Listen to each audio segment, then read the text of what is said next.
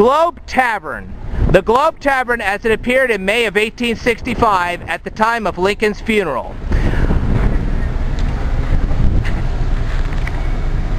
The Lincolns lived here from November 1842 until the winter or early spring of 1844. At that time, the tavern consisted of two buildings joined as a T, with the older portion extending out behind the newer addition in which the Lincolns lived, which fronted Adams Street. Whig politicians tended to patronize the Globe, especially when the state legislature was in session. Proprietorship changed hands several times. Cyrus G. Saunders ran the establishment when the Lincolns moved in. Below is a poem he published as an advertisement in the local newspaper, the Sangamo Journal.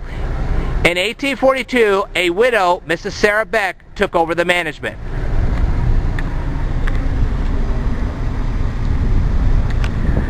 Abraham and Mary Lincoln spent their wedding night at the Globe Tavern and lived here for the first 12 to 14 months of their marriage. It was not the fanciest hotel in Springfield, but Abraham considered it very well kept.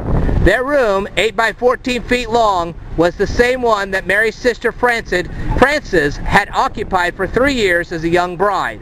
Meals were shared with other boarders at the common dining table. The $8 monthly rent also included laundry service. Here, their first child, Robert, was born. The situation was not ideal for a young mother and a baby.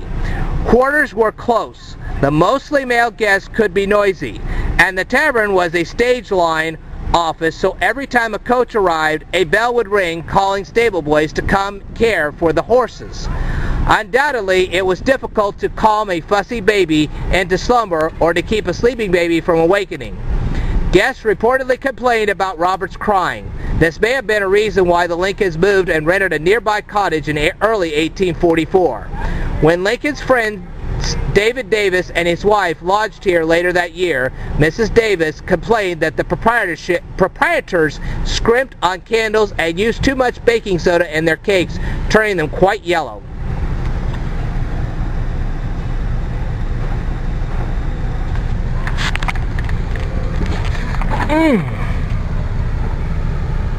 It was not uncommon in the early 19th century for newlyweds to start married life in a boarding house out of economic necessity, even though the evolving customs of polite society discouraged it.